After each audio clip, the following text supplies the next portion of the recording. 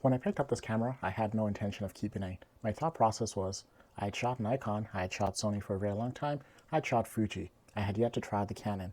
So I decided to pick up Canon's cheapest full frame camera, which is this EOS RP. And I thought, I'd give it a little go, see what the hype is all about. Did not expect to like anything about it and return it or sell it off. But after using it for almost a year now, I'm not selling this camera, possibly ever.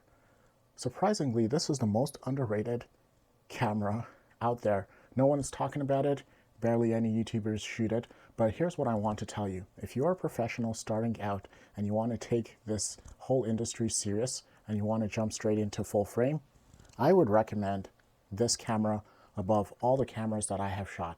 I'm being dead serious. Unlike other reviews, I don't want to sit here forever boring you with all the details about this camera. So I'm going to give you a few highlights. I'm going to give you a few cons about this camera. And then I'm going to take you behind the scenes for 2 photo shoots I conducted with some close partners of mine and show you the results that can come out of this camera. So stay tuned and enjoy this video. The first thing that stood out at me when I picked up this camera is just how lightweight it is.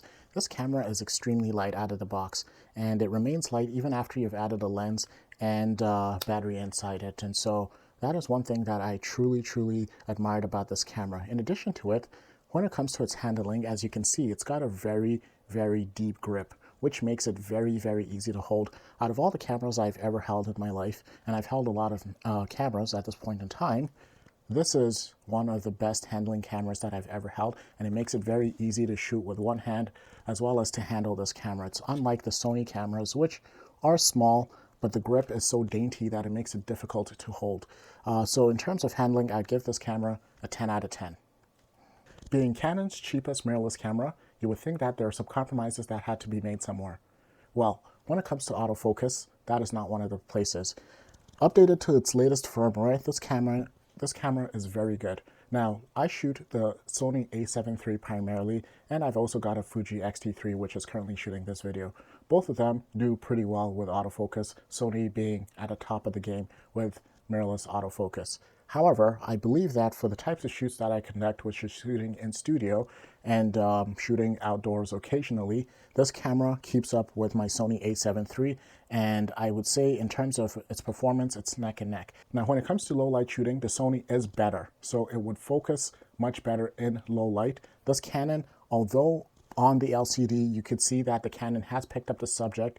In dim lighting, it still has a hard time focusing on that subject. So if there's one con to the autofocus system, the Canon does not focus that well, although it does a decent job in low light. One very interesting thing about the Sony autofocus is when I shoot with my Sony a7 III, I shoot in rapid succession in single shot mode. So that means I am hitting the shutter over and over again. When I do that, there's a slight delay between the time I touch the shutter button and when the camera actually takes the picture. And after the picture is taken, there's a once again slight delay before it's ready to do that over and over again. When I shoot with the Canon and I hit that shutter button, it's instantaneous, and immediately that picture is taken, it's ready to do the next picture over and over again. So I'm finding that it's actually faster to shoot with my Canon in studio than it is to shoot with my Sony a7 III.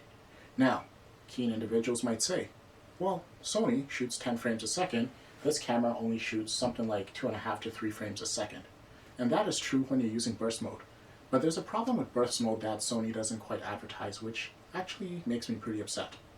When shooting in burst mode with the Sony a7 III, when you put it in burst mode, all the pictures that you're taking are actually dumbed down from 12-bit RAW to 10-bit RAW. I don't know about you, but I found that it makes a significant difference to the final file. And so once I discovered that several years back, I no longer shoot in burst mode because I want to get the best quality RAW file, the 12-bit RAW file, that comes out of the Sony a7 III. With the Canon, I do not have this problem. Like I said, I hit that shutter button and the picture is taken immediately and the camera is ready to take that next picture over and over again. So not only is the autofocus very fast, but I'm actually able to shoot much faster when using flash than it is when I'm using my Sony a7 III. Pretty interesting. When it comes to color science, the hype is truly real for Canon. Listen, I came from the Sony a7 III and I shot in RAW. when you shoot in RAW, you have the ability to manipulate those files to whatever you want. And so some people would say color science doesn't matter. And I would agree with them. However, in my situation, when I shoot with a Canon RP and I look at those RAW files, it takes me a shorter amount of time to get to my desired look than it does when I was using my Sony a7 III. And so, although I shoot RAW on both systems, getting pleasing colors out of camera truly benefits my workflow, and that has been the biggest shock of using this camera. As a result, I find that I'm picking my Canon RP for my professional work more often than my more expensive Sony a7 III. The final pro of this camera is the menu system. It has been talked a lot about the Canon menu system, how simple it is. Well, I can vouch for that. When I picked up this camera, I never read a manual, I never Googled how to do anything on the camera. It was so intuitive and so quick to get a hold of because everything is laid out in a very, logical and cohesive manner. And the ability to change most of the settings on the touchscreen is a big bonus. So once again, I would say that the menu system and usability is top-notch, 10 out of 10.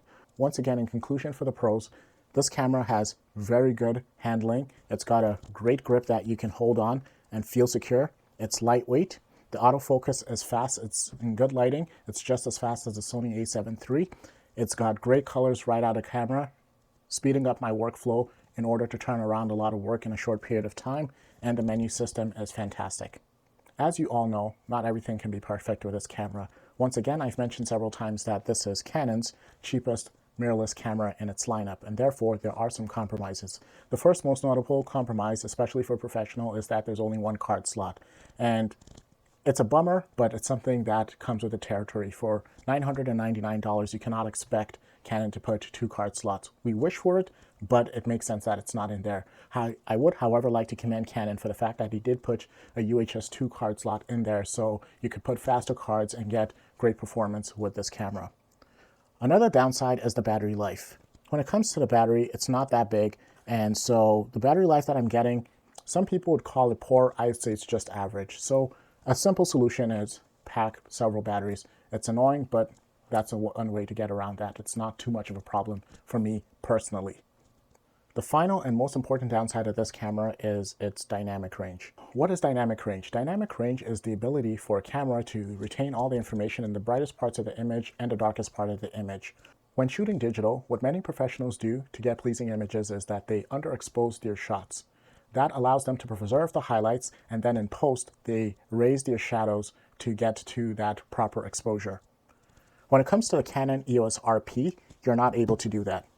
You can do that, but the image is not going to be pleasing. When you shoot slightly underexposed or overexposed, the margin of how much you can go is very tiny. So if you shoot that method, you'll find that when raising the shadows in post, it introduces a lot of color banding and noise. Same thing if you go overexposed. Therefore, the dynamic range is very poor in this, and I wouldn't recommend that you shoot in very dynamic lighting when it comes to this camera. If you want to use this camera, my recommendation is you have to shoot in controlled lighting so that you can shoot at the proper exposure and get it right in camera. That is the biggest downside that I would say with this camera. But so long as you know this and you are able to plan ahead and get the right lighting for this camera, the results are so pleasing. In conclusion, despite all its flaws, and despite how cheap and unpremium this camera is marketed to be, I would say that in the last 1 year, I have used this camera 10 times more than I've used my Sony a7 III, simply because of how easy it is to shoot, how fast it shoots, and how pleasing the files that come out of this camera. And like I was saying earlier to you, if you are a professional starting out in photography and you want an easy way to get into full frame, this is the camera I would recommend over all the cameras from all systems.